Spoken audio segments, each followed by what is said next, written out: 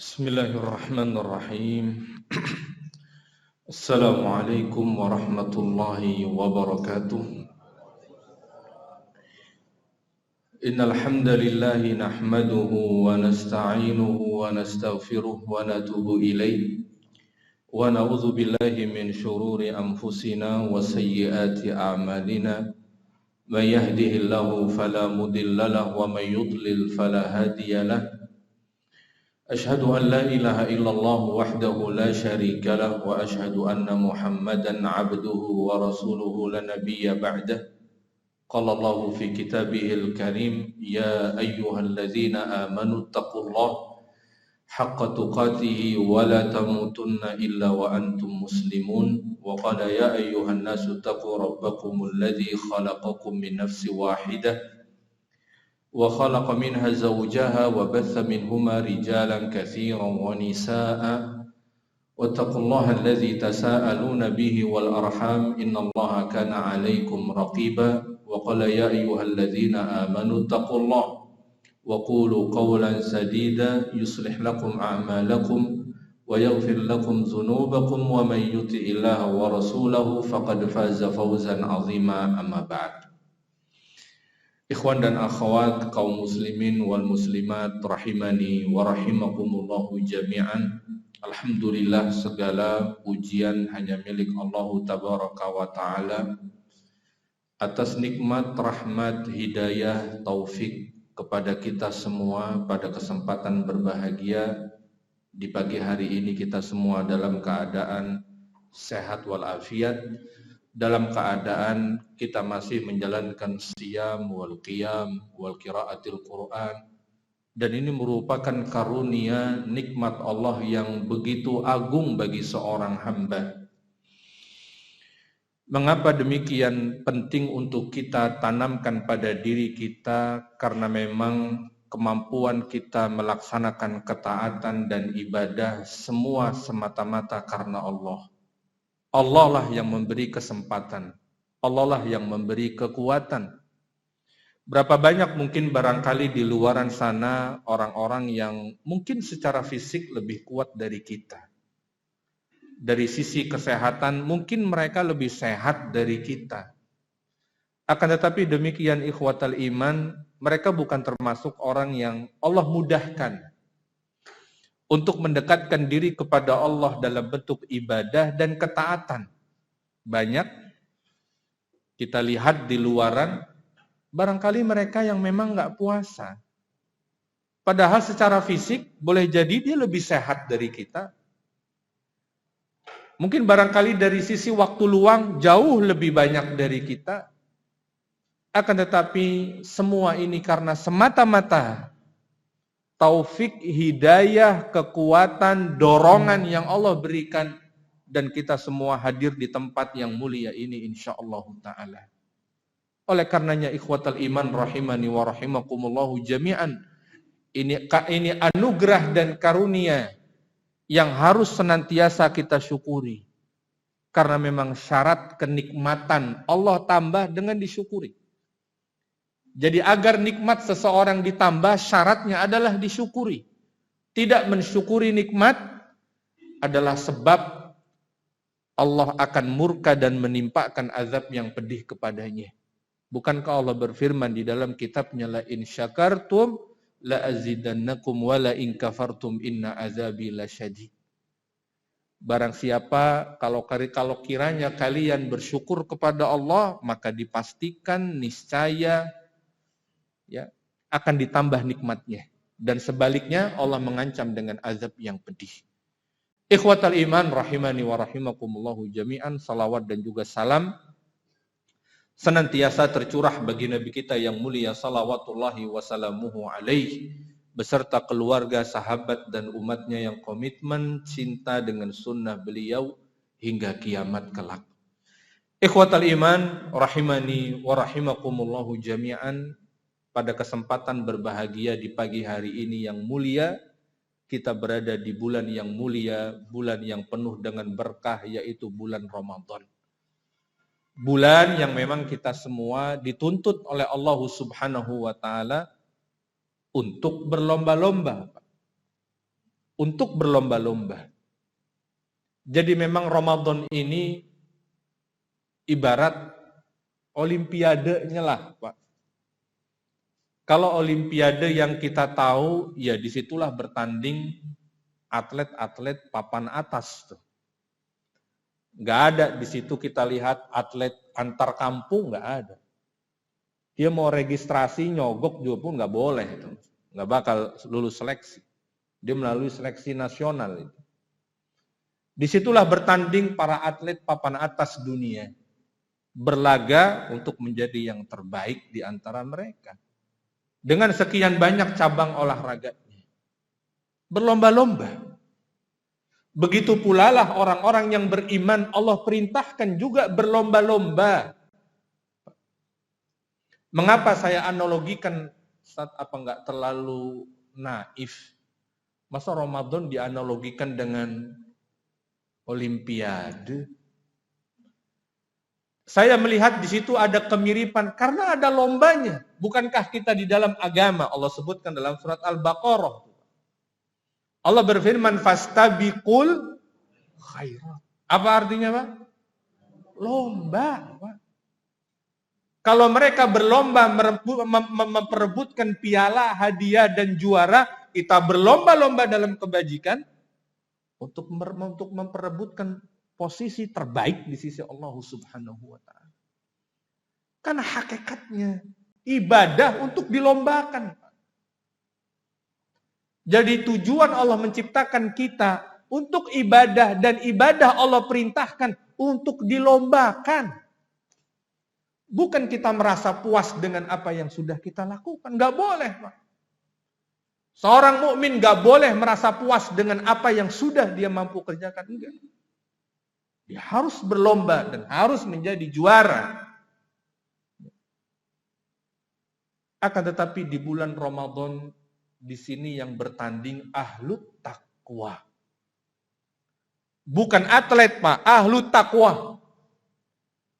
Mereka-mereka yang memang mengejar ketakwaan. Mereka bermimpi menjadi seorang hamba yang bertakwa, Pak. Karena orang-orang yang beriman sadar betapa menguntungkannya jadi orang yang bertakwa. Begitu banyak benefitnya. Keuntungan dunia dan keuntungan akhirat banyak dijanjikan oleh Allah untuk orang yang bertakwa. Dan untuk itulah kemudian Allah menghendaki hamba-hambanya bertakwa. Disebutkan dalam banyak tempat dalam Al-Quran. Keuntungan benefit, Pak, untungnya jadi orang bertakwa sangat banyak. Salah satunya dalam surat At-Talaq itu, Pak. Ini saking besarnya urusan talak perceraian, Pak. Sampai Allah menyebut satu surat khusus berbicara tentang talak tuh, Pak. Ya. Permasalahan dalam rumah tangga begitu banyak pasutri, pasangan suami istri yang dia tidak bertakwa kepada Allah, yang ujung-ujungnya apa? Perceraian. Pisah. Karam bahtera rumah tangganya. Pak, beberapa waktu yang lalu kita dihebohkan. Kita nggak nyebut daerahnya, Pak, ya. Sampai di KUA, orang mau gugat cerai, itu kayak ngantri sembako. Begitu selesai pandemi kemarin tuh, Pak. Ada satu daerah, ya di berita rame lah, itu viral. Dan ternyata bukan di daerah itu saja, di banyak daerah. Ya. Mereka yang menggugat pasangannya ngantri kayak di sembako, kayak ngantri ini BLT. Lihat apa yang terjadi. Perceraian satu dari sekian permasalahan dalam rumah tangga. Dan Allah menyebut ada satu surat dalam Al-Quran. Apa namanya, Pak, suratnya? Tolak. Surat cerai. Kalau kita terjemahkan, surat cerai. Disitulah banyak pasangan suami istri terjebak dalam permasalahan. Padahal Allah telah berikan solusi-solusinya itu, Pak. Allah sudah sampaikan kisi-kisinya. Agar mereka bisa keluar dari permasalahan rumah tangganya. ketika panjang lebar Allah menyebutkan permasalahan, kemudian Allah katakan waman yattaqillah apa? Yaj'al lahu makhraja. Ya, itu ayat disebutkan ketika disebutkan permasalahan cerai, Pak. Jadi jalan keluar kemelut dalam rumah tangga, Allah sebutkan waman yattaqillah, barang siapa yang bertakwa kepada Allah. Jelas ya dia menjaga batasan-batasan Allah tuh, Pak. Yang haram tidak dilanggar, yang diperintah dikerjakan, dijaga, yang wajib, yang sunnah dijaga. Dan dia faham permasalahan cerai dalam kehidupan rumah tangga. Berapa banyak pasangan suami istri, Pak. Buta dalam urusan rumah tangganya. Akhirnya apa? Dia menceraikan istrinya dalam keadaan haid misalkan. Semarah-marahnya orang. Ketika dia hendak menjatuhkan cerai, harus paham agama, Pak. Diperhatikan rambu-rambunya. Seorang suami yang menjatuhkan talak karena dia emosi dan marah saat istrinya sedang haid, dia bermaksiat kepada Rasulullah. Itulah yang menyebabkan jalan keluar makin jauh. Jalan keluar makin sempit. Karena dia baru menjatuhkan talak dalam keadaan emosi, diusir istrinya, pulang ke rumah orang tua kamu. Kalau enggak nanti saya anterin ke sana. Itu sudah maksiat. Dilarang oleh Allah, enggak boleh seorang istri dikeluarkan dari rumah suaminya dalam keadaan talak 1, 2, enggak boleh. Ya. Itu dari sisi suami. Dari sisi istri begitu juga. Begitu dijatuhkan talak oleh suaminya, emosilah dia. Saya pulang kabur, minggat dia. Beresin bajunya, pakai koper, minggat dia. Nggak usah dianterin katanya. Suaminya mau nganterin, nggak usah dianterin. Keluarlah dari rumah suaminya. Dan itu pun maksiat. Dia keluar tanpa izin dari suaminya. Padahal statusnya masih suami istri, Pak. Orang talak 1 kan bukan kemudian otomatis dia bukan suami istri, dia masih suami istri. Kan dalam Islam ada 2 talak. Jadi begitu suami menjatuhkan talak kepada istrinya, status mereka masih suami istri. Dan seorang istri masih wajib minta izin suaminya ketika dia keluar dari rumahnya. Tapi gimana lagi? Emosi. Itu masalahnya. Akhirnya si suami tidak bertakwa kepada Allah, si istri tidak bertakwa kepada Allah. Akhirnya karam bahtera rumah tangganya. Makanya Allah mengingatkan waman yattaqillah, barang siapa yang bertakwa, faham Pak batasan-batasan dalam kehidupan rumah tangga, pasti ada jalan keluar. Karena Allah menjanjikan jalan keluar dengan syarat takwa. Itu keuntungan pertama, Pak. Orang yang bertakwa kepada Allah selamat rumah tangganya. Bukan di rumah tangga itu nggak ada permasalahan, Pak, ya bohong.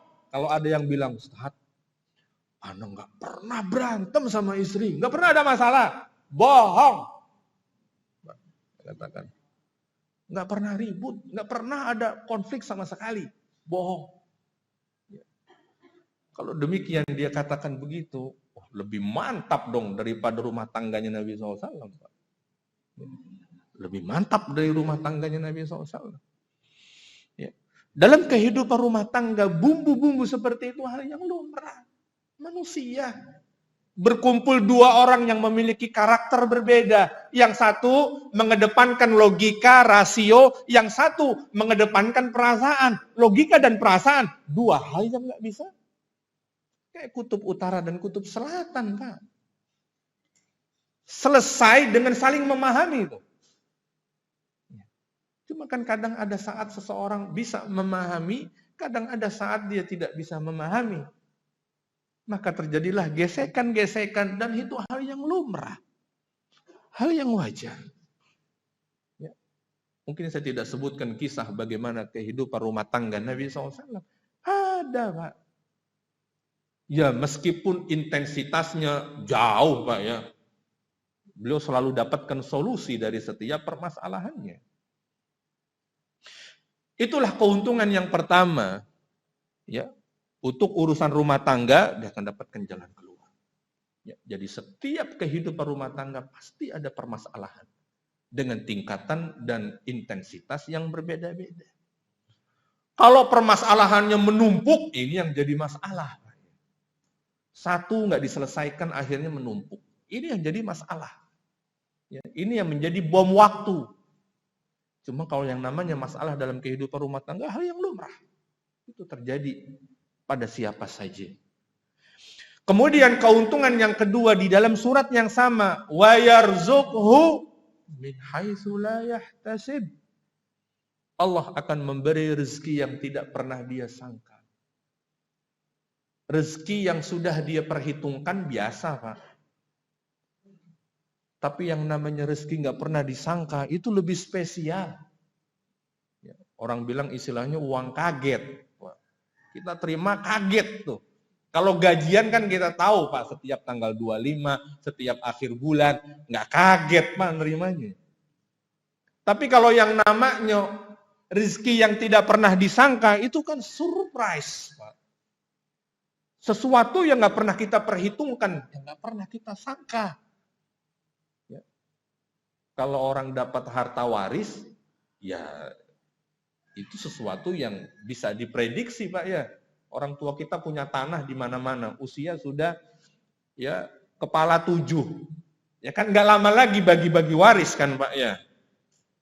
Hitungan manusia kan begitu, nggak lama lagi. Ya bisa jadi dia yang duluan mati kan gitu. Nggak lama lagi, biasanya dia duluan yang meninggal. Artinya sesuatu yang ya memang bisa diprediksi kan begitu. Ya biasanya kan yang tua duluan Pak ya, biasanya. Meski tidak menafikan yang muda duluan kan gitu. Ini kan tergantung ya siapa-siapa yang duluan dan belakangan kan gitu. Nggak apa-apa lah kalau Bapak duluan saya belakangan nggak apa-apa. Jadi intinya itu keuntungan benefit. Ya. Orang yang bertakwa diberi jalan keluar, Allah berikan rezeki yang nggak pernah disangka. Ya. Itu keuntungan orang yang bertakwa begitu Pak. Jadi banyak uang kaget gitu kalau orang-orang bertakwa. Kemudian ayat berikutnya Allah mengatakan, "Wa man yattaqillah yaj'al lahu min amrihi yusra." Barang siapa yang bertakwa kepada Allah, Allah akan berikan urusannya mudah, lancar. Urusan apa? Urusan rumah tangga, lancar, gampang. Urusan karir dimudahkan oleh Allah, urusan ma'isyah, mencari rezeki nafkah dimudahkan sama Allah. Urusan permasalahan dengan orang tua dimudahkan semua. Kita mau apa lagi kalau semua urusan kita dimudahkan oleh Allah? Berapa banyak urusan yang nggak kelar pakai harta, Pak. Ternyata orang yang berduit sekalipun nggak bisa menyelesaikan urusannya, Pak. Tapi berapa banyak orang yang tidak berduit, Allah sudah mudahkan urusannya, mudah sudah. Ya mau gimana lagi? Ya. Urusan dunianya mudah, urusan akhiratnya mudah, udah nikmat dah sudah itu. Ya. Itulah diantara banyak tempat Allah sebutkan dalam Al-Quran benefit keuntungan orang-orang yang bertakwa kepada Allah Subhanahu wa Ta'ala. Terlalu banyak kalau kita sebutkan di forum yang singkat di pagi hari ini. Oleh karenanya ikhwatal iman rahimani wa rahimakumullahu jami'an. Ayat tadi menegaskan ketika seorang hamba bertakwa, memang bukan Allah yang diuntungkan tuh Pak. Allah nggak diuntungkan sama sekali.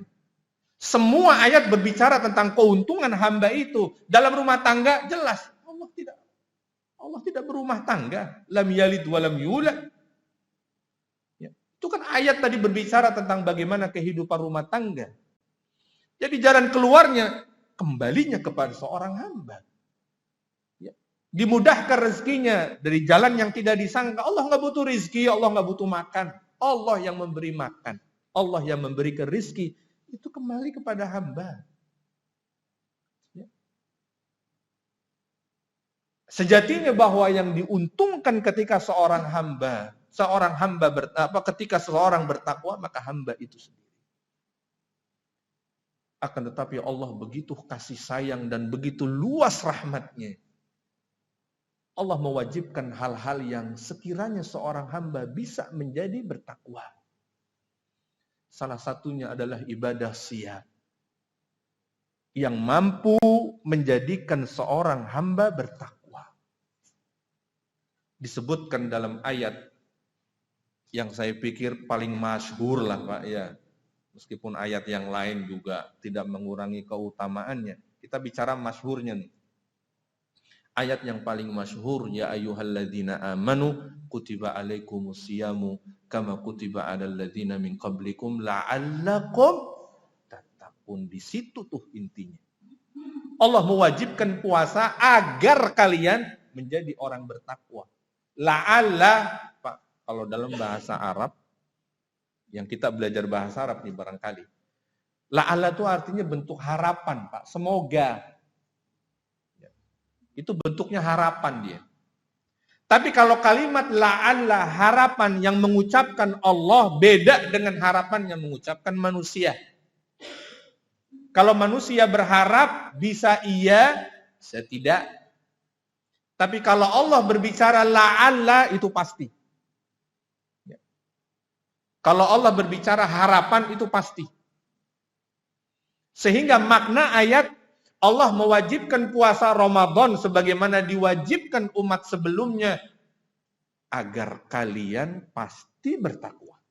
Dengan puasa pasti kalian bertakwa, itu maknanya, Pak.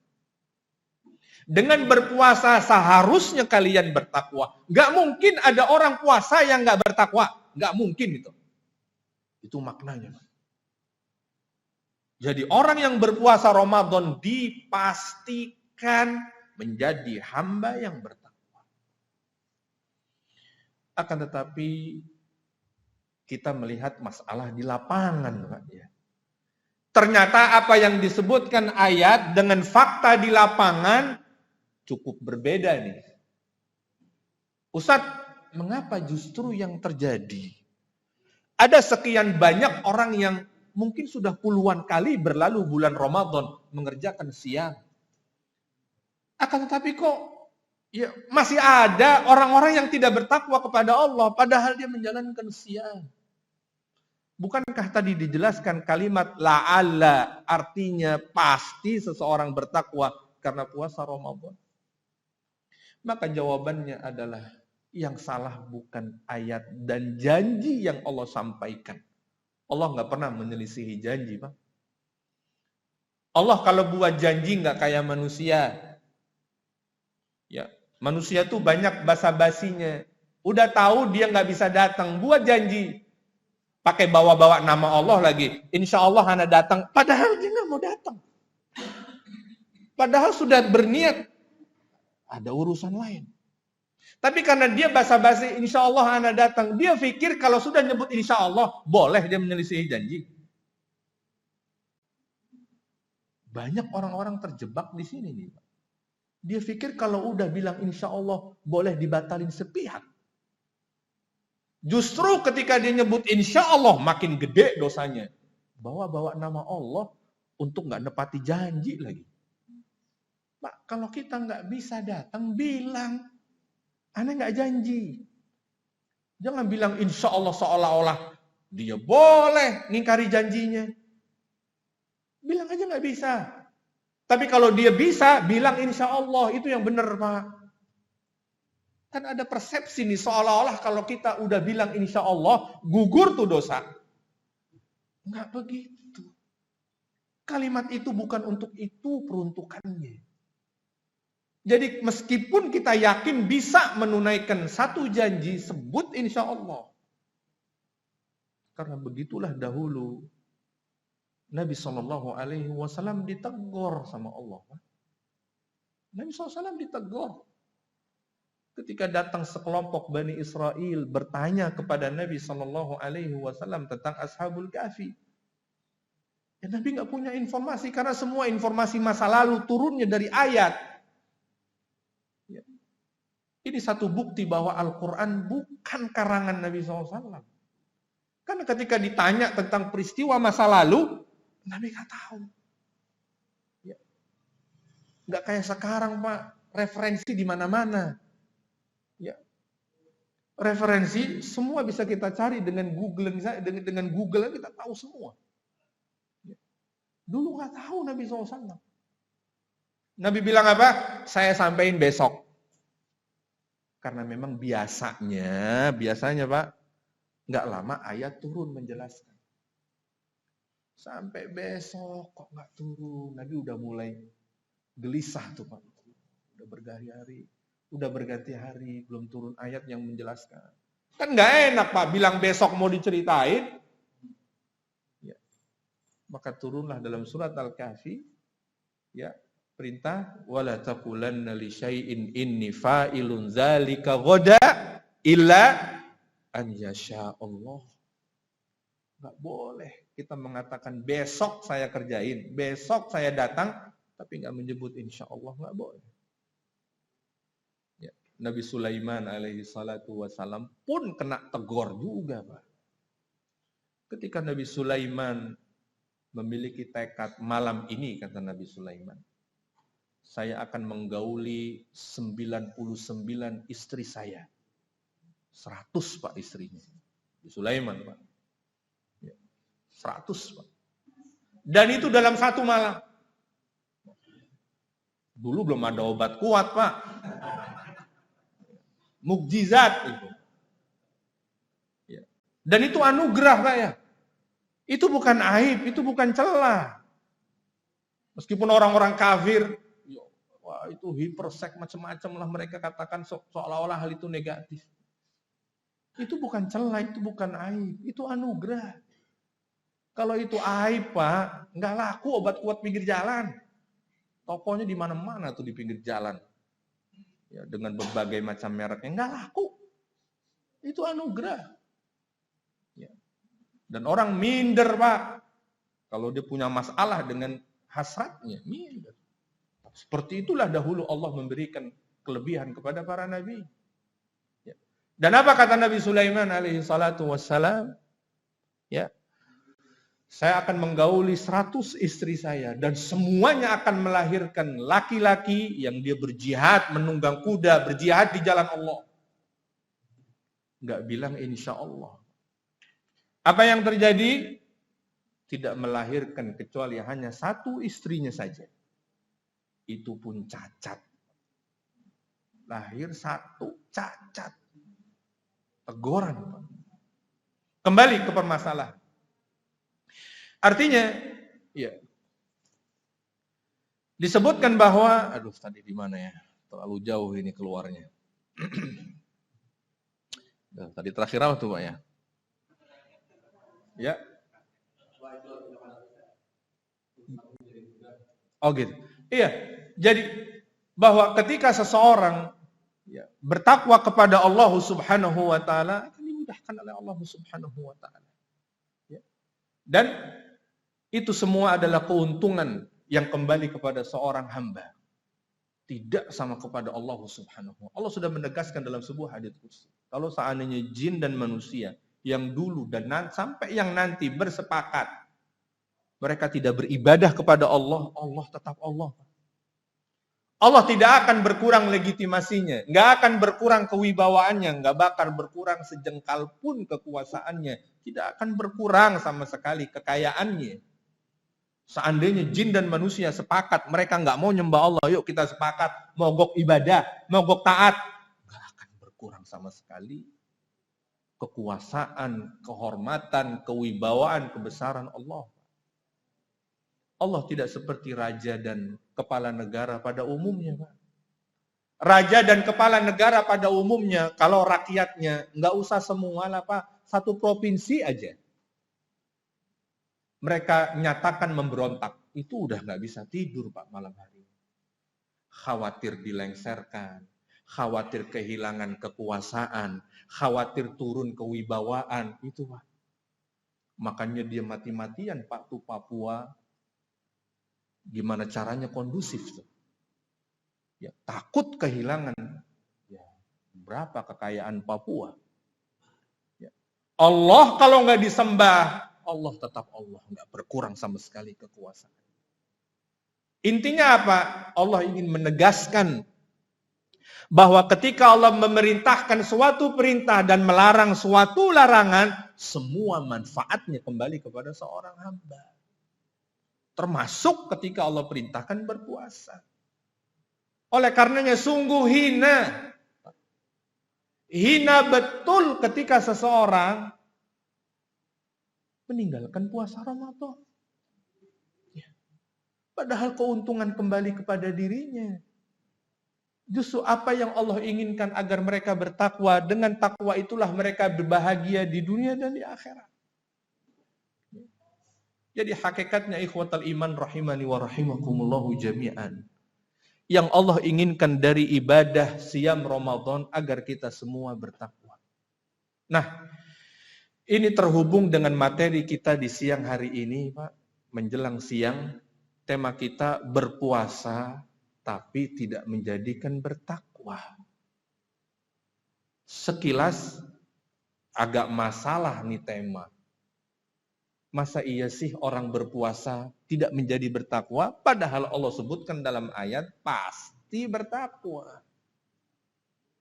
Ya.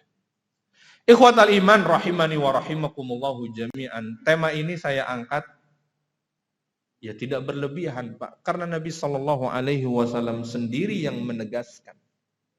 Nabi sudah memberikan peringatan jauh-jauh hari, dan peringatan ini harus kita waspadai dan antisipasi, Pak. Mumpung kita masih berada di awal-awal nih, di hari ke-9 bulan Ramadan, belum terlambat. Seandainya Ramadan sisa sehari saja belum terlambat, nggak ada terlambat bagi orang beriman untuk bertaubat. Ya. Seorang mukmin terlambat taubat itu kalau matahari sudah terbit dari barat, baru tuh terlambat. Meski Ramadan sisa sehari, nggak ada yang terlambat untuk memperbaiki diri. Nabi SAW dalam hadisnya ini patut kita waspadai dan antisipasi setiap diri kita tanpa terkecuali. Setiap diri kita. Nabi Shallallahu Alaihi Wasallam bersabda dalam hadisnya, wa rubba shaimin laisa lahu min siyamihi ilal ju'u wal atash. Kata Nabi Shallallahu Alaihi Wasallam, begitu banyak, betapa banyak orang-orang yang menjalankan ibadah puasa, kata Nabi.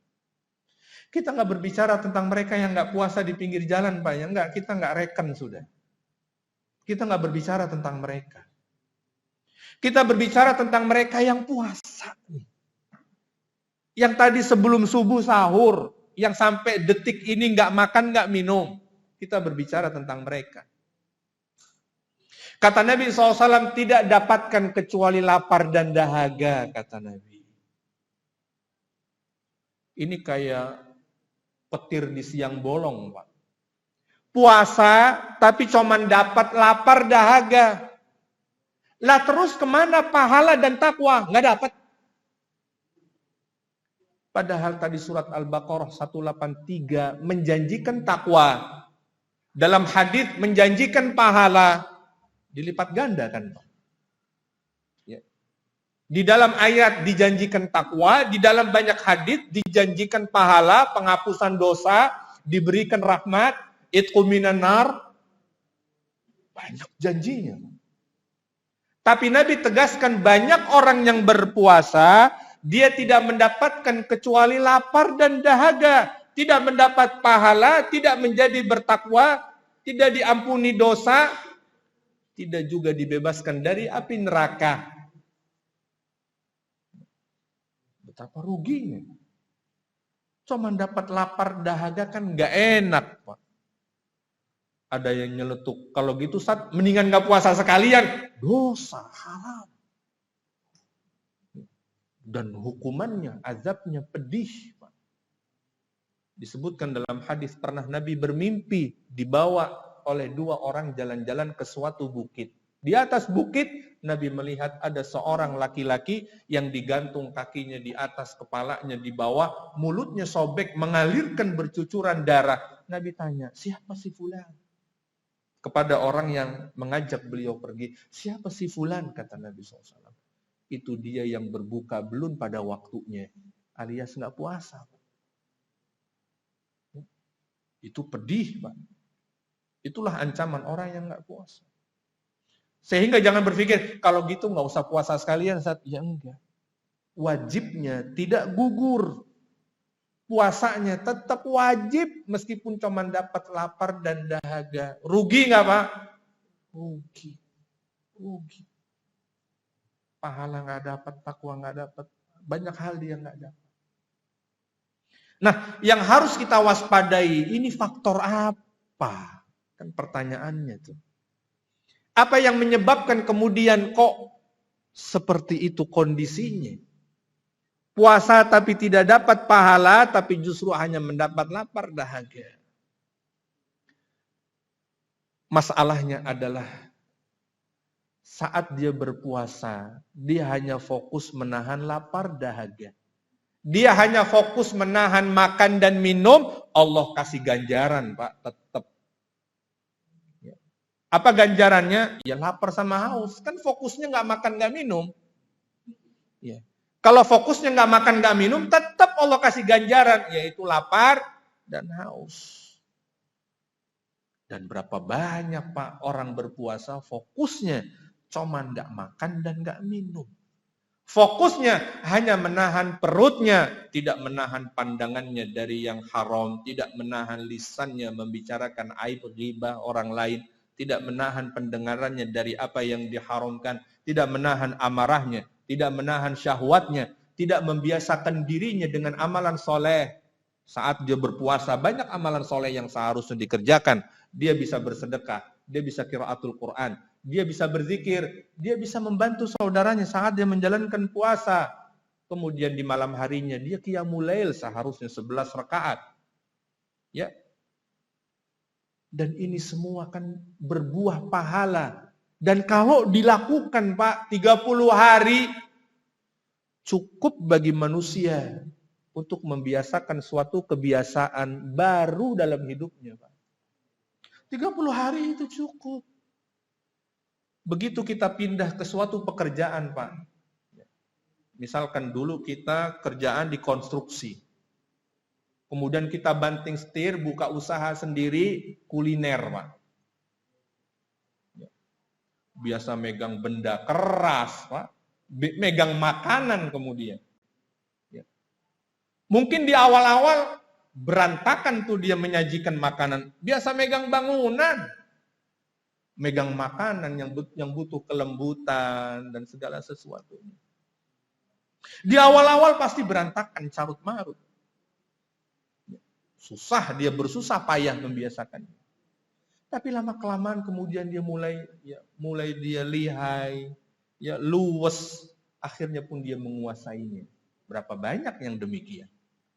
Begitulah ketika seseorang menghadirkan suatu kebiasaan baru dalam hidupnya, yang barangkali dulunya tidak membiasakannya. Pasti berat. Yang gak biasa puasa sunnah Senin Kemis, pasti berat awal-awal puasa Ramadan. Tapi kan di awal-awal doang. Mungkin di hari ketiga dan seterusnya, kita mulai adaptasi itu, Pak. Itu yang namanya pembiasaan. Mungkin barangkali di waktu-waktu sebelumnya, boro-boro 11, Tat. 1 rakaat aja, udah mepet azan subuh, sering ketinggal. 1 rakaat tuh, Pak. Mepet azan subuh, sering ketinggal pula. Kemudian, hari pertama langsung 11. Ya. Pertama langsung 11. Ya. Udah gitu, ya bacaan cukup panjang. Kita pasti gelisah tuh, Pak. Tapi lewat 3 hari dan seterusnya, kita terbiasa. Mulai ringan, lama-lama ringannya. Itulah kebiasaan baru. Kalau rangkaian itu semua dikerjakan, qiraatul Qur'annya, ya. Kita dulu nggak pernah pasang target, Pak. Dulu nggak pernah pasang target kita khatam Al-Quran. Ya. Boro-boro, ya. Tembus 1 juz tahun. Bertahun-tahun nggak tembus, Tat, 30 juz. Ini baca, Pak, ya. Nggak tembus tuh. Bisa 3 tahun tuh, setahun 10 juz doang bacanya. Udah bacanya seminggu sekali. Ya gimana, ya 1 bulan mau tembus 1 juz. Setahun nggak kelar. Begitu masuk bulan Ramadan, pasang target sebulan 1 Quran selesai. Ya, hari pertama, nggak bertahap dia Pak, langsung 7 juz. Hari kedua 5 juz. Hari ketiga resign Pak. Ya harus bertahap. Ini kita membiasakan sesuatu yang memang sebelumnya nggak biasa. Jadi harus bertahap. Masa baca Quran sampai resign segala. Besok-besok udah nggak megang Quran lagi. Nah, ini suatu kebiasaan yang ya itu tadi Pak, kembali di awal. Ini yang jadi masalah bukan perintahnya, yang jadi masalah bagaimana dia mengerjakannya. Dia menahan makan dan minum, tapi tidak menahan pandangannya. Yang menjadi fitnah terbesar kita hari ini kan ini nih Pak nih. Menyajikan apa saja, yang baik-baik disajikan, yang buruk-buruk juga disajikan. Terkadang kita cuman mau berita semalam skornya berapa ya? Keluarnya yang aneh-aneh kan gitu. Cuman mau lihat skor semalam tuh berapa. Yang keluarnya aneh-aneh. Cuman mau baca berita KPK doang, siapa hari ini yang di OTT, keluarnya yang aneh-aneh. Ya, kebun binatang keluar. Nah, hal-hal yang semacam itulah yang jika tidak dihindari, ini tadi Pak, sedikit demi sedikit, ya dikurangilah pahalanya. Tapi kalau kita mampu menahan pandangan, lisan, pendengaran 30 hari, masa iya nggak bertakwa Pak?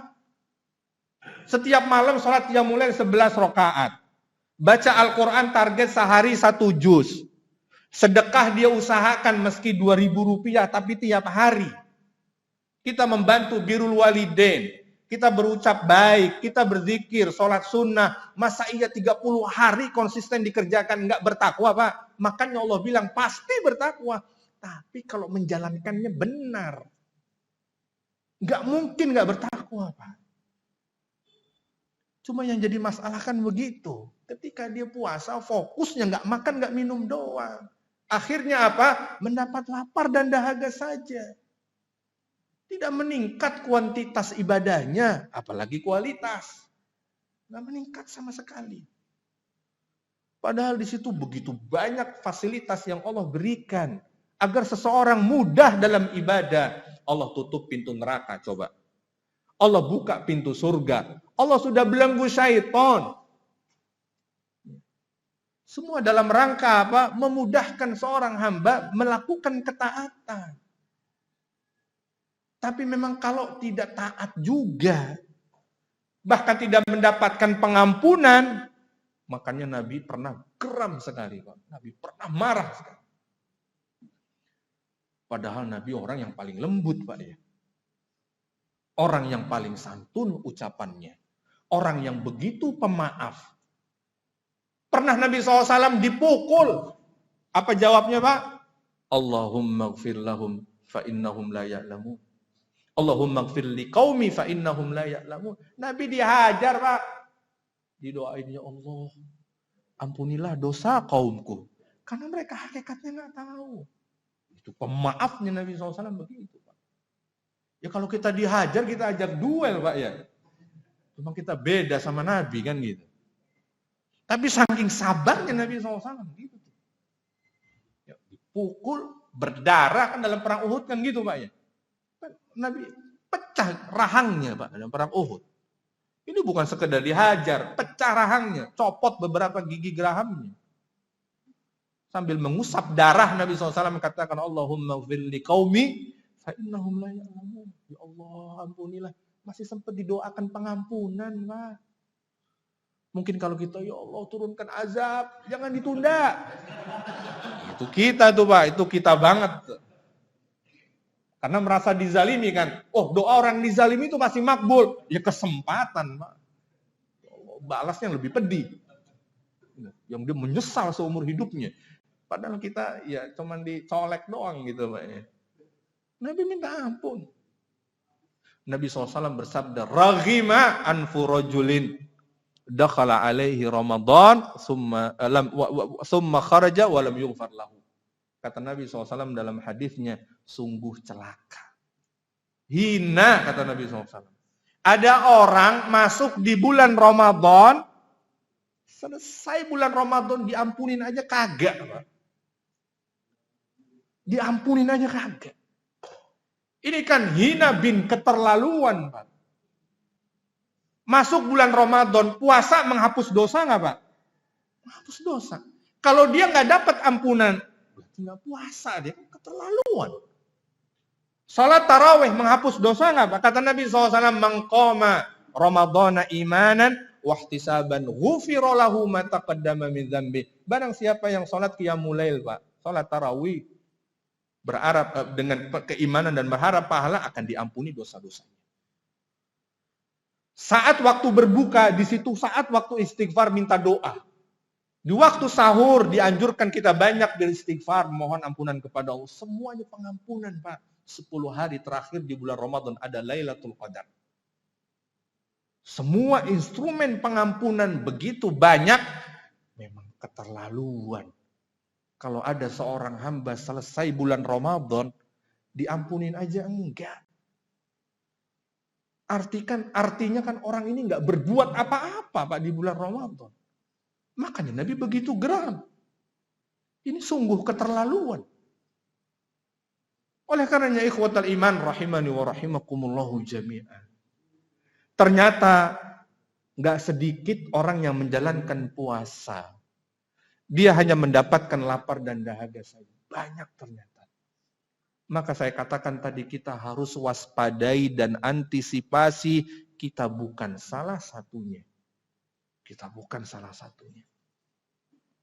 Dia salah, dia pikir orientasinya dalam ibadah puasa tidak makan dan tidak minum doang. Padahal kata Imam Ibnu Rajab Al-Hambali rahimahullah, bahwa puasa itu ada level-levelnya, Pak. Ada jenjang dan tingkatannya. Kata beliau, puasa yang paling rendah levelnya adalah ketika dia menahan lapar dan dahaga saja. Itu level paling rendah. Jangan dipikir kalau udah nggak makan, nggak minum seharian, merasa hebat. Level paling rendah, kata Imam Ibnu Rajab Al-Hambali. Mengapa dikatakan level paling rendah? Apa bedanya dia dengan anak yang paling kecil tuh, Pak? Dia tadi pagi juga sahur. Bukannya bareng sama bapaknya. Mungkin ada yang lebih kecil dari dia, anak TK. Sanggup, Pak. Nggak makan, nggak minum sama orang tuanya bareng. Jadi bahkan anak kecil bisa melakukan amalan orang tua kayak kita, Pak. Jadi kalau ada orang tua yang berpuasa, cuman nggak makan, nggak minum, kayak anak TK ini. Terus bedanya di mana? Mereka berada dalam satu level yang sama tuh, Pak. Karena anak-anak kecil hari ini hebat-hebat, Pak. Saya nggak tahu dulu kok saya nggak begitu ya. Perasaan saya kelas 3 SD baru sehari. Anak sekarang TK. Yang saya di rumah TK udah sehari, Pak. Lalu saya perasaan kelas 3 SD itu baru sehari itu. Itu aja kadang curi-curi minum juga tuh. Ya anak-anak Pak belum wajib kan. Itu balik udah berani. Kalau anak-anak segitu harus dimaklumi aja, Pak ya. Karena bisa jadi dia wudhu sambil minum gitu kan. Ini kumur-kumur kok nggak keluar lagi gitu kan. Langsung keterusan sampai dalam. Orang-orang kumur dibuang, ini nggak dibuang-buang anak kita. Tapi memang mereka belum wajib kan gitu. Jadi kita hanya beri mereka pendidikan kan gitu, dibiasakan. Sehingga ketika datang waktu wajibnya, mereka lebih siap. Lebih siap. Tapi jangan dipaksakan, Pak. Pulang sekolah misalkan udah nangis-nangis, teriak nih, udah mau mati. Udah minum aja lah sana sudah. Ya anak-anak kan gitu, Pak. Padahal nggak bakal mati orang puasa.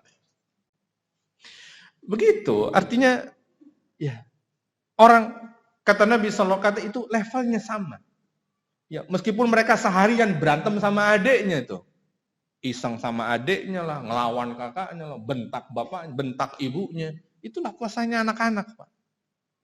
Ya, mereka nggak bisa mengendalikan emosinya, amarahnya. tidak bisa mengendalikan ucapannya. Ya.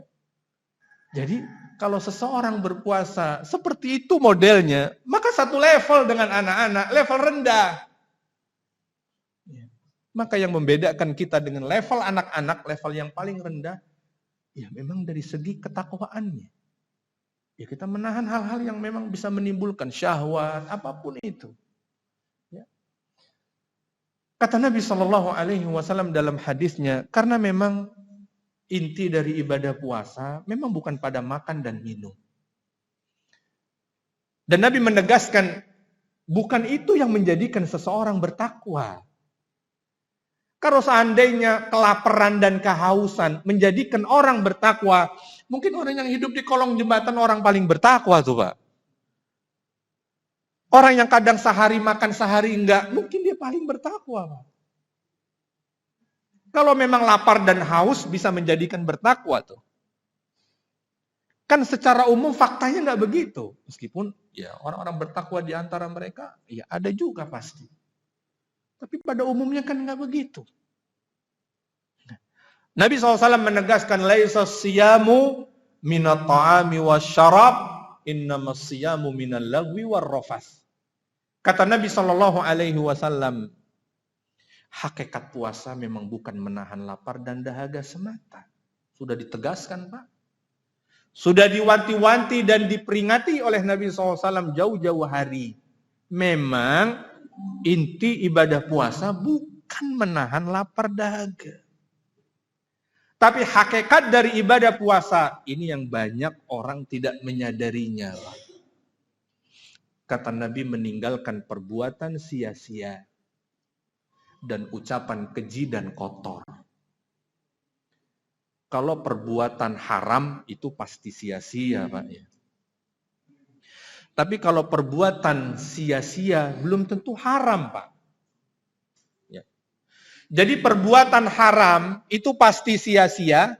Wah, munculnya Doraemon. Wah. Jadi kalau perbuatan haram itu pasti sia-sia. Dan perbuatan sia-sia belum tentu haram. Perbuatan sia-sia itu yang nggak ada manfaatnya, itulah perbuatan sia-sia. Orang berpuasa pasti, orang berpuasa ya minimal dia meninggalkan perbuatan haram. Makan, minum, yang halal aja diperintahin untuk ditinggalkan, gimana perbuatan yang haram Pak? Yang halal aja kita dilarang untuk mengerjakannya. Makan, minum halal nggak Pak? Tapi kita nggak boleh. Berhubungan suami istri halal nggak Pak? Bukan cuman halal Pak, ibadah. Bukan halal no. Kita dapat pahala sedekah tuh Pak. Itu pun nggak dibolehkan. Apalagi perbuatan yang haram. Ya sudah barang tentu diharamkan. Jadi perbuatan haram itu nomor 1, harus ditinggalin. Levelnya bukan lagi meninggalkan perbuatan haram. Level kita ketika kita berpuasa meninggalkan perbuatan sia-sia.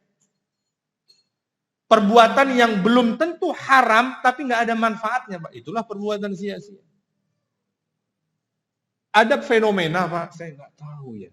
Ini fenomena baru mungkin belakangan. Begitu bulan Ramadan entah mengapa pemancingan rame Pak.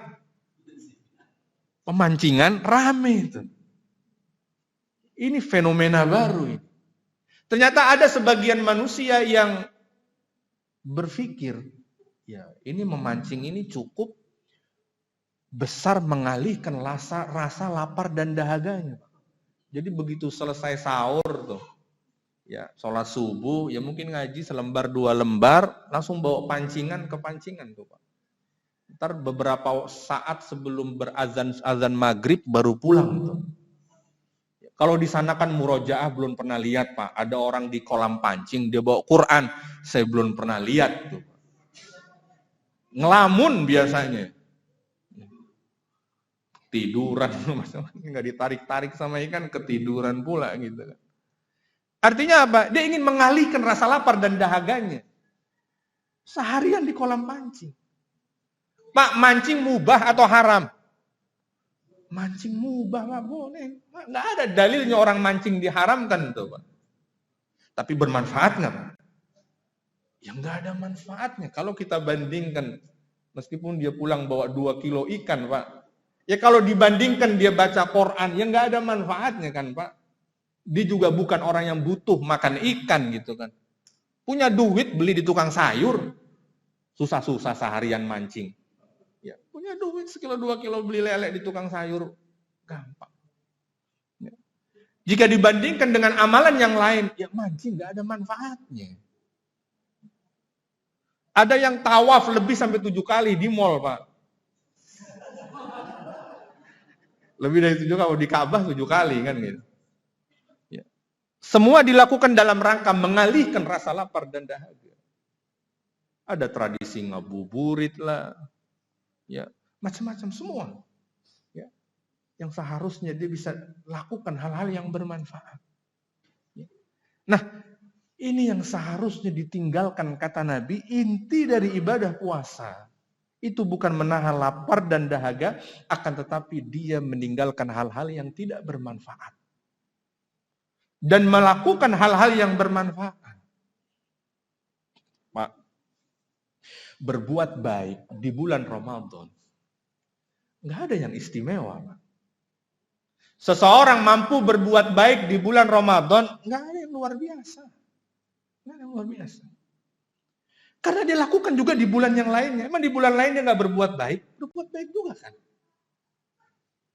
Akan tetapi ketika seseorang mampu di bulan Ramadan menambah kebaikannya, itu yang luar biasa.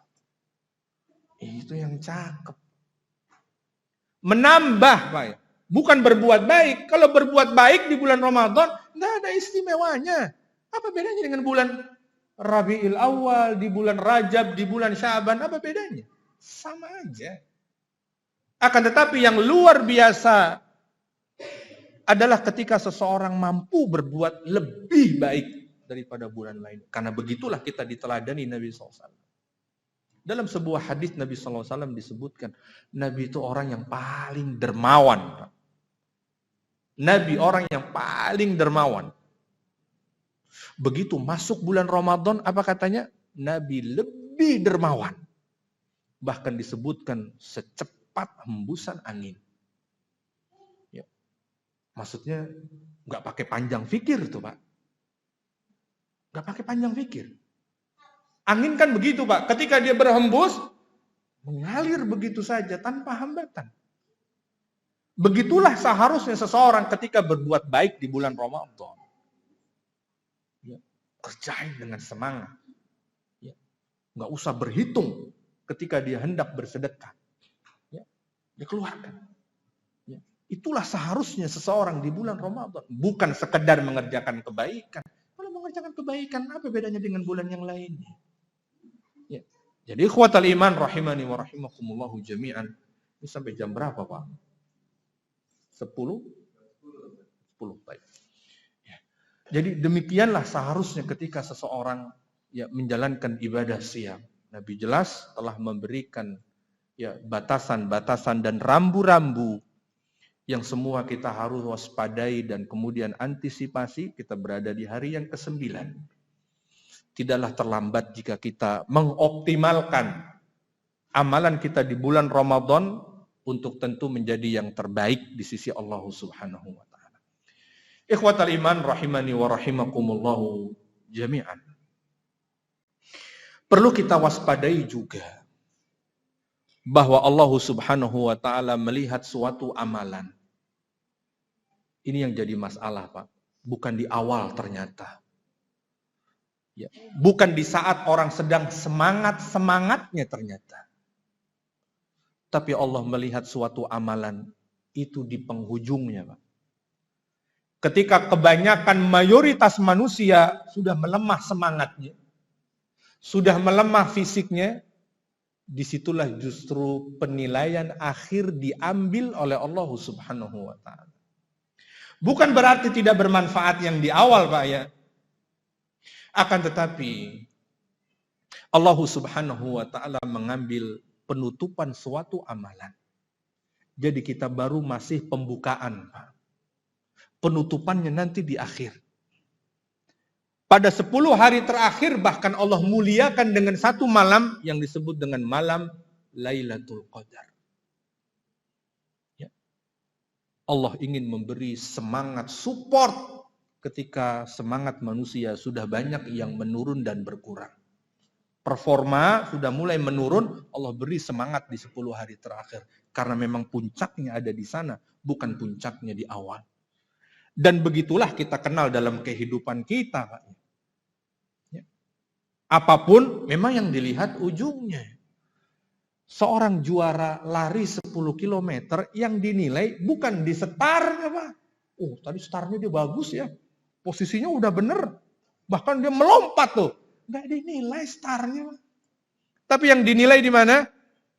Garis finish. Seperti itulah kehidupan kita.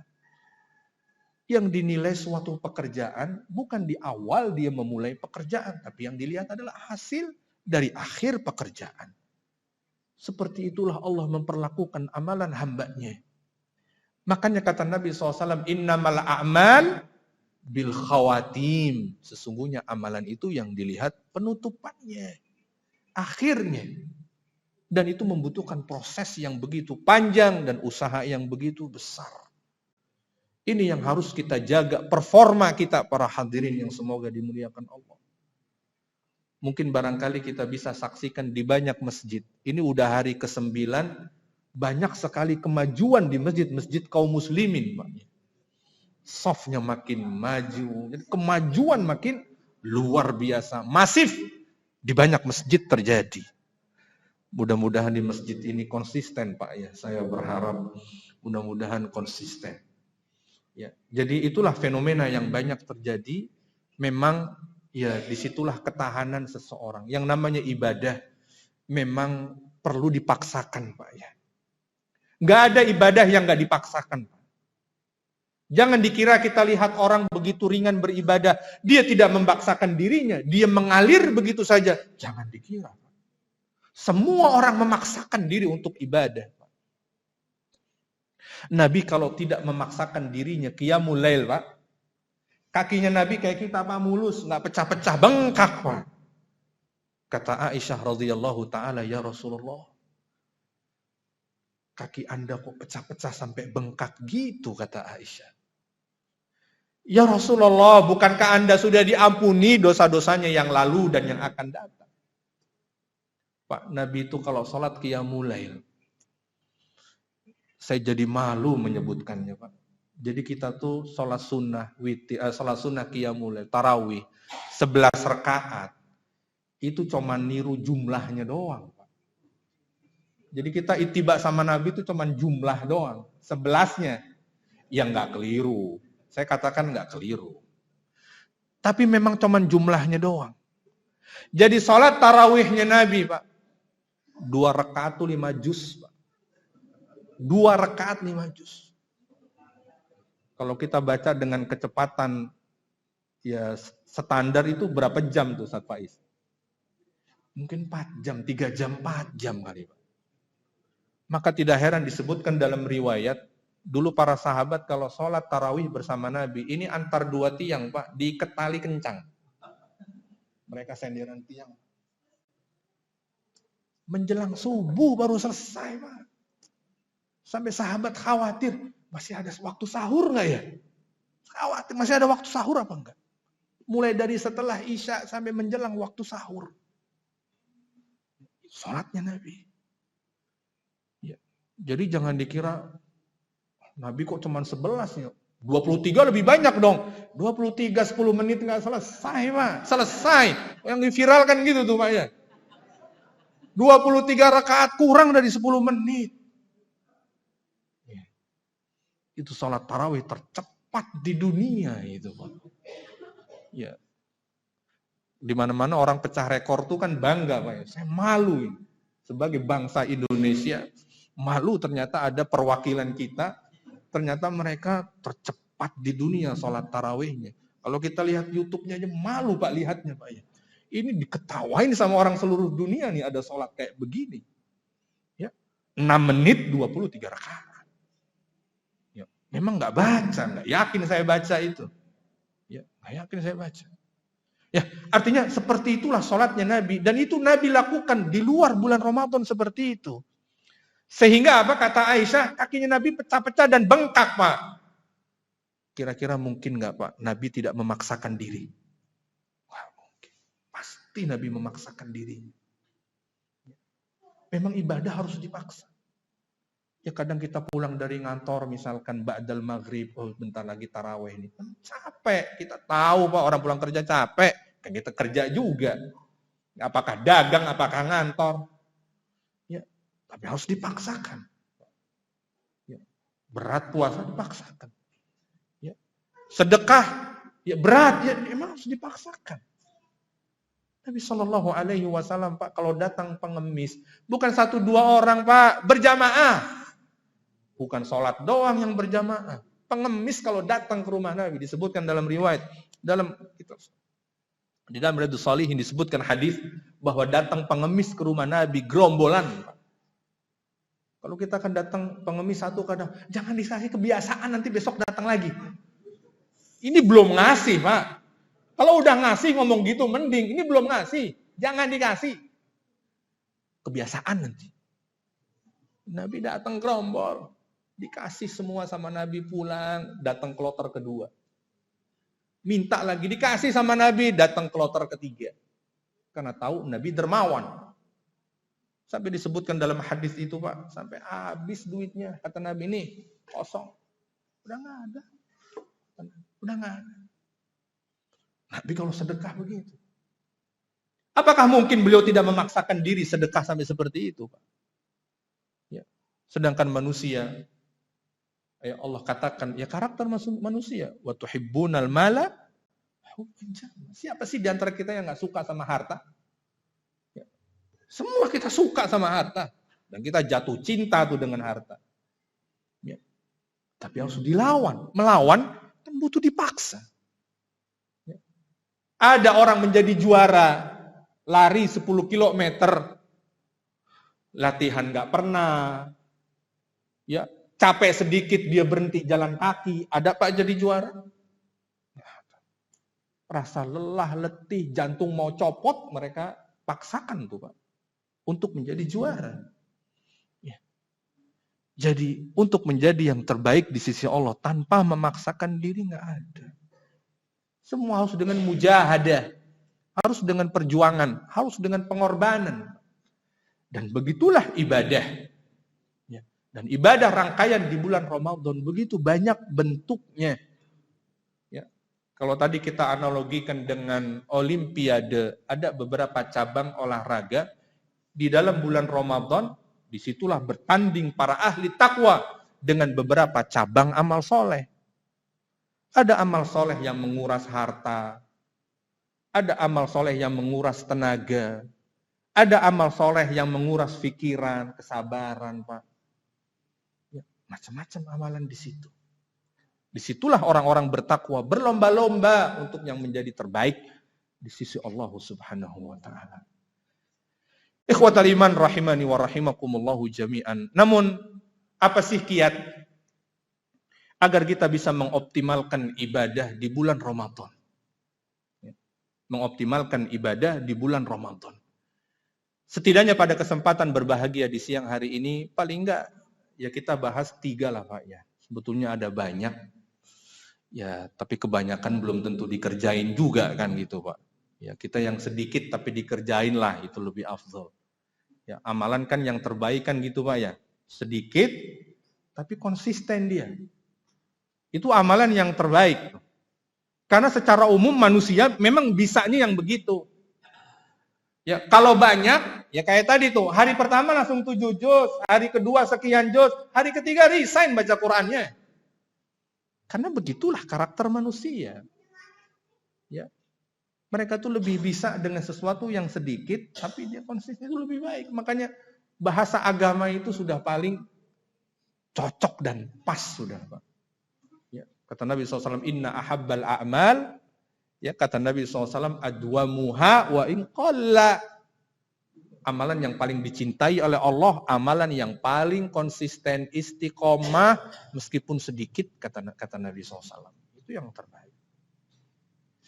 Nah, yang pertama, agar kita selalu bersemangat untuk menjalankan ibadah. Pertama, kita ketahui fadilahnya, Pak, ya.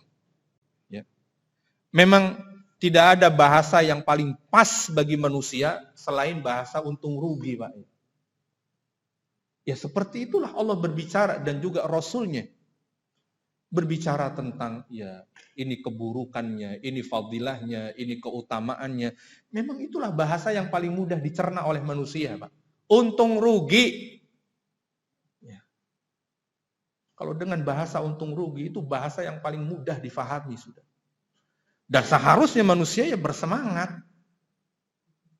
Yang paling pertama adalah kita mengetahui fadilah suatu amalan. Contoh, kita ingin memperjuangkan ya, sholat malam misalkan. Kita pelajari apa fadilahnya sholat malam.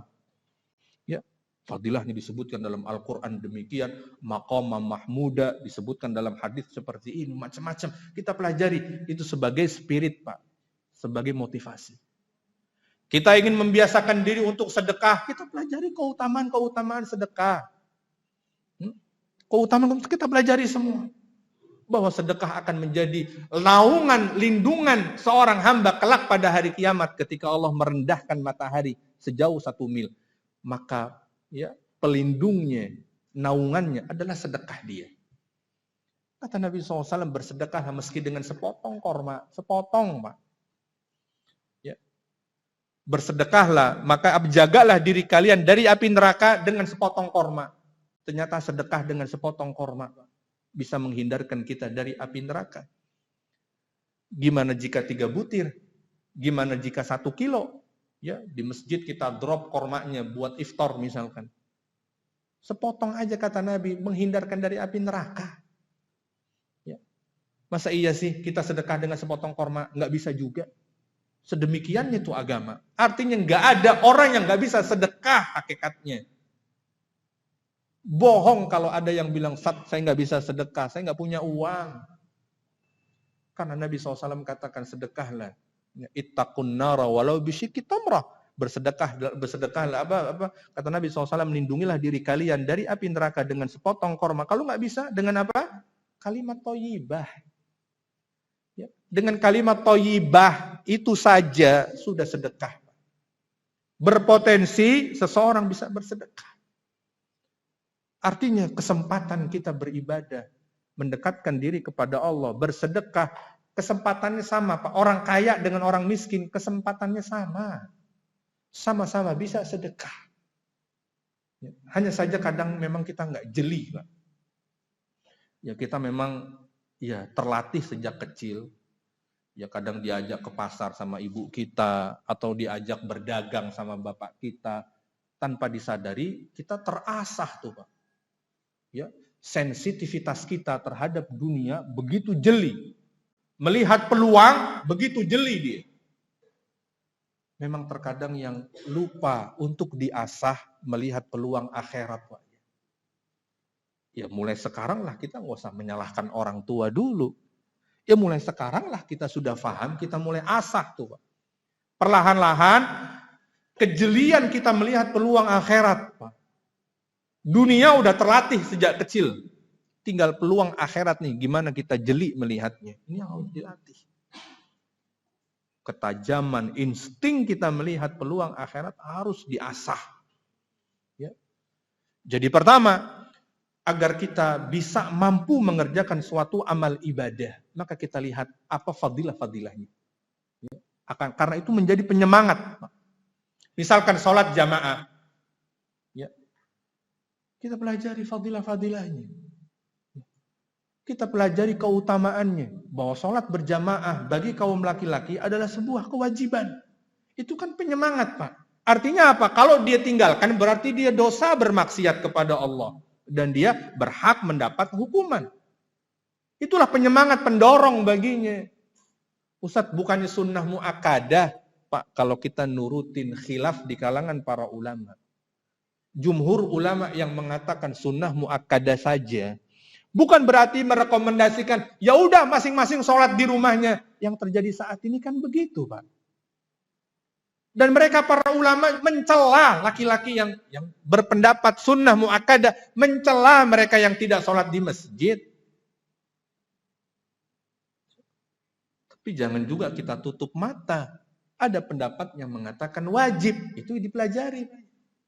Disebutkan dalam sebuah hadis Nabi SAW, ada seorang laki-laki di zaman Nabi SAW, buta kedua matanya permanen dari kecil, Pak. Namanya Abdullah ibn Ummi Maktum. Datang kepada Nabi SAW, hendak minta keringanan dalam agama. Karena dahulu para sahabat sholatnya di masjid semua. Dia buta berat. Datang kepada Nabi, ya Rasulullah, ya, saya ini buta kedua matanya, nggak ada yang nuntun ke jalan.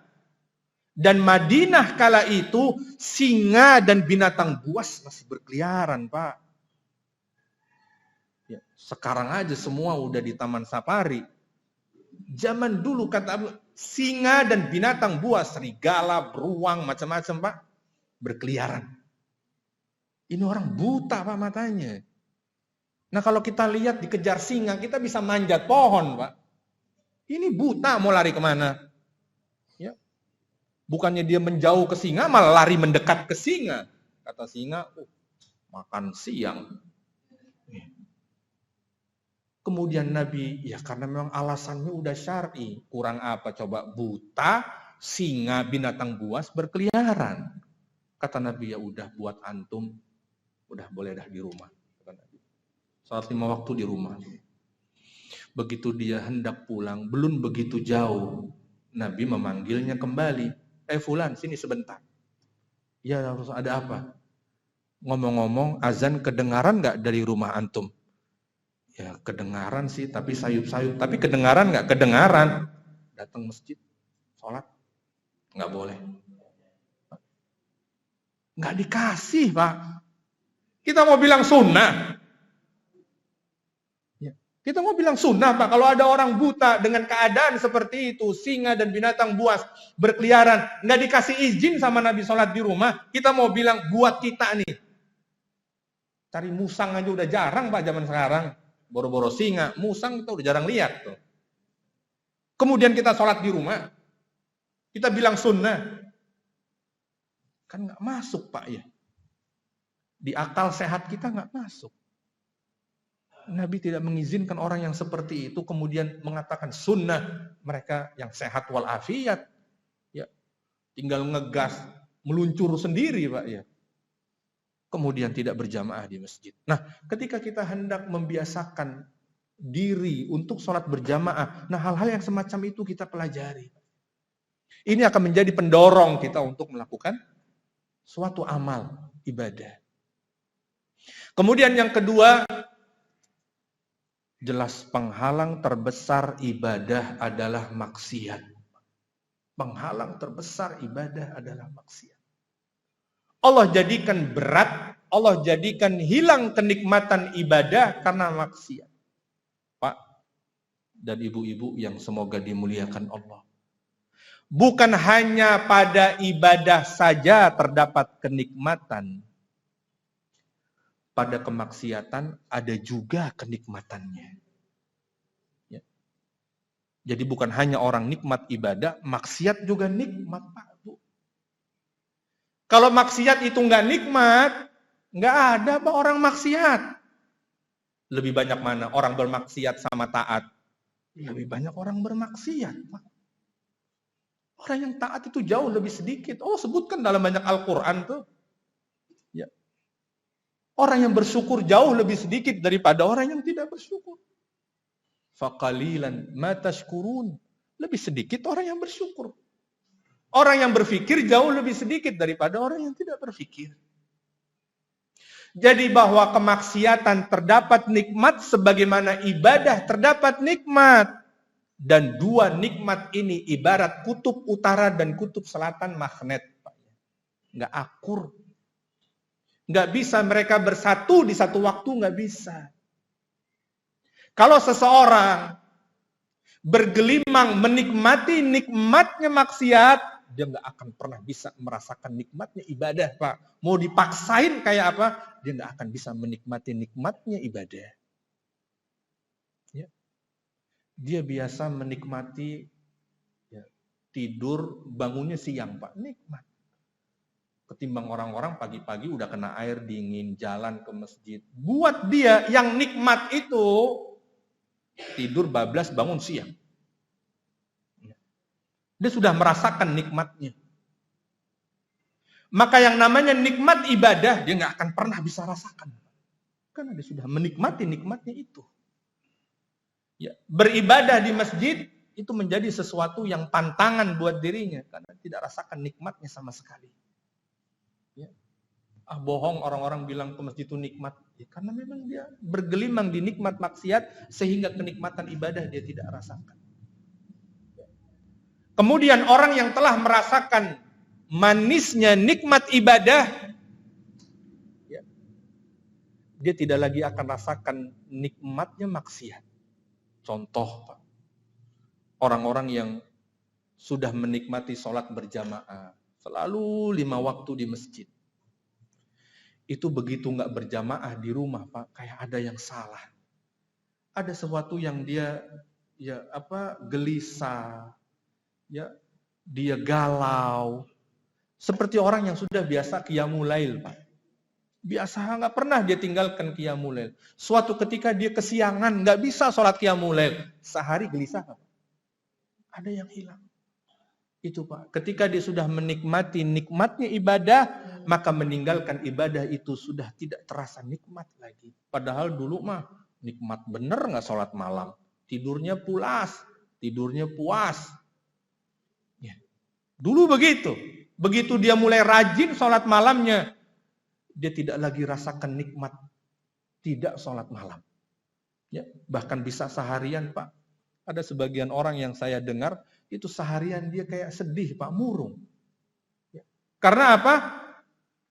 Kesiangan nggak sholat malam. Orang yang terbiasa membaca Al-Quran, ya, setiap waktu sholat dia biasakan, misalkan dia punya target sehari 1 juz. Ya, begitu dia nggak baca Quran, ada sesuatu yang kurang dalam hidupnya. Ada kenikmatan yang hilang sejenak dalam hidupnya. Ketika dia telah merasakan nikmatnya ibadah. Padahal dulunya baca Quran berat. Nggak ada nikmat-nikmatnya. Mau nikmat gimana? Baru tiga baris. Mata udah pedes aja. Baru 3 baris, Pak. Kalau baca Quran bisa berjam-jam.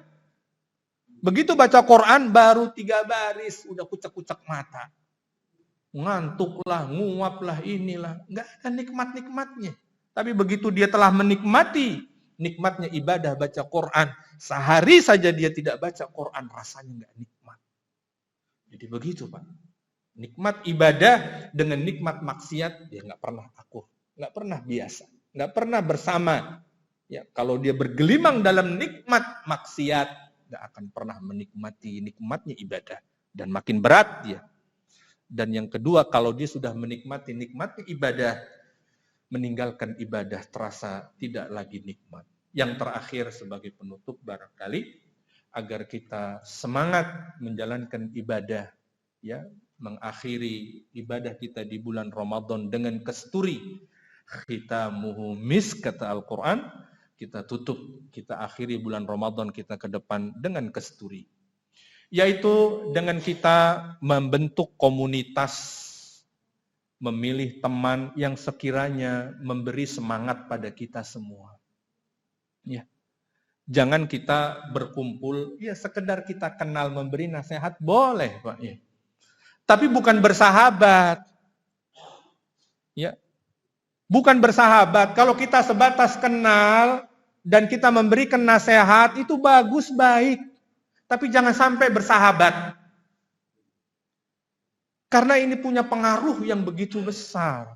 Dan Nabi SAW memperumpamakan persahabatan. Kata Nabi seperti pedagang minyak wangi dengan pandai besi, kan, Pak. Itu kan perumpamaan yang sangat jelas, ya. Sangat gamblang. Orang yang punya teman baik, ya dia akan menjadi baik. Minimal ada yang ngingetin. Udah zuhur, salat dulu yuk. Orang baik kan begitu, Pak. Tapi kalau kita bersahabat, berteman dengan orang yang tidak baik, ntar dulu deh, kan bisa nanti mepet-mepet asar. Gitu. Nanggung.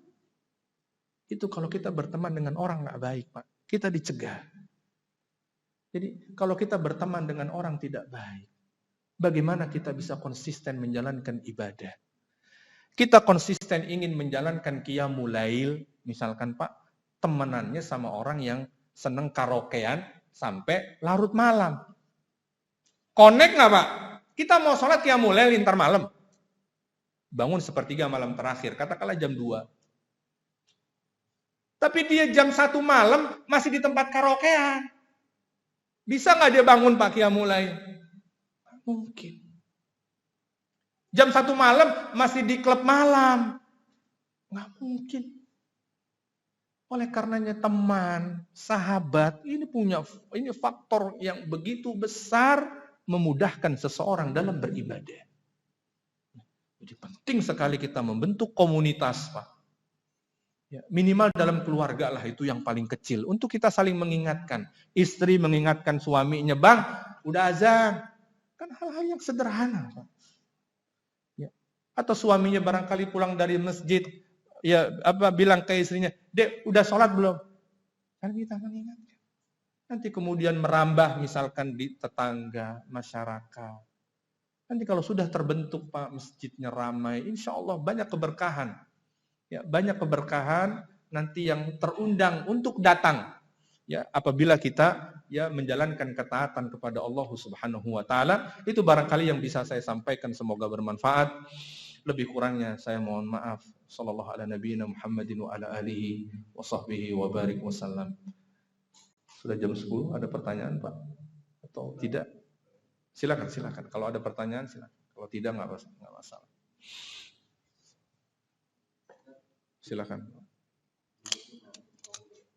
Assalamualaikum.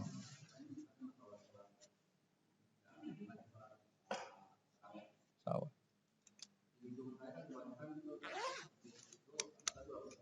Ya.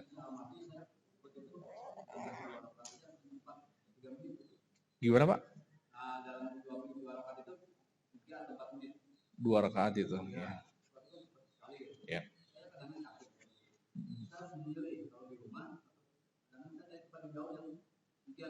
Ya.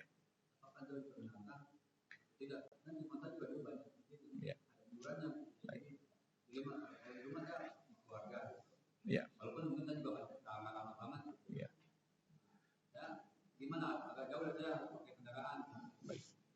Baik, kalau opsinya ada pertanyaan, di tempat saya ada masjid yang sholatnya 23 namun sangat cepat, akan tetapi tidak ada pilihan lain kecuali di rumah, kan gitu Pak ya. Pertama, tumak ninah itu rukun Pak ya. Jadi tumak ninah, ya posisi tubuh, posisi gerakan itu betul-betul sempurna, kemudian membaca doanya dengan baik sampai selesai, tidak tergesa-gesa, itu namanya tumak ninah. Dan tumak ninah itu rukun. Artinya apa? Kalau tumak ninah ditinggalkan nggak sah sholatnya, batal. Ya. Jadi kalau sholat cepat, Pak, kita harus waspadai. Bisa nggak sah sholatnya. Ya. Karena apa? Hilang tumak ninah. Kalau tadi yang disebutkan sholatnya sangat cepat, jika demikian maka yang terbaik di rumah. Opsinya Pak ya, kecuali ada opsi masjid lain yang menjalankannya dengan benar, ya jelas itu lebih afdal. Pertama, sholat tarawih sunnah. Dan boleh sholat sunnah di rumah. Itu yang pertama. Meskipun sholat bersama imam ada keutamaan khususnya. Seolah-olah dia sholat semalam suntuk kan kalau dengan imam. Itu satu keutamaan. Tapi jika pilihannya demikian, ya yang terbaik di rumah. Ya, kalau cepat nggak sah, ya lebih baik di rumah, tapi sah. Kan begitu. Allahu a'lam bishawab. Silakan. Ya.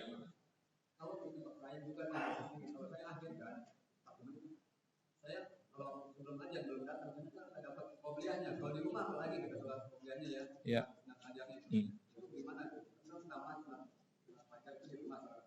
Iya. Oh gitu. Maksudnya Bapak mengakhirkan sahur, terus?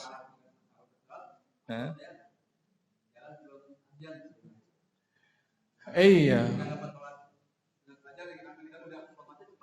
Gitu. Iya. Jadi mengakhirkan waktu sahur, pertama itu yang afdol. Ya.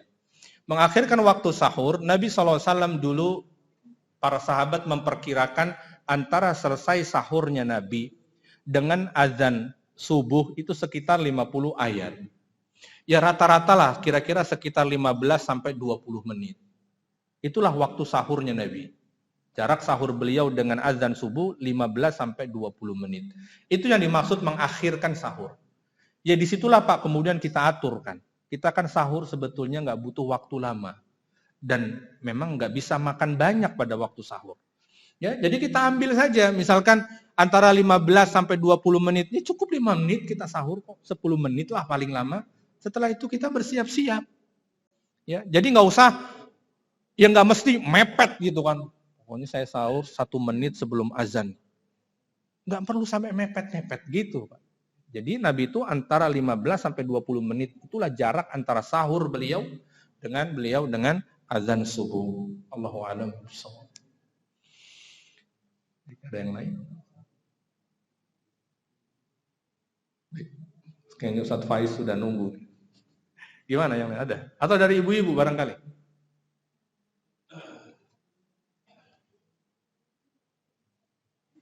Baik, jika tidak ada, barangkali kita akhiri sampai di sini.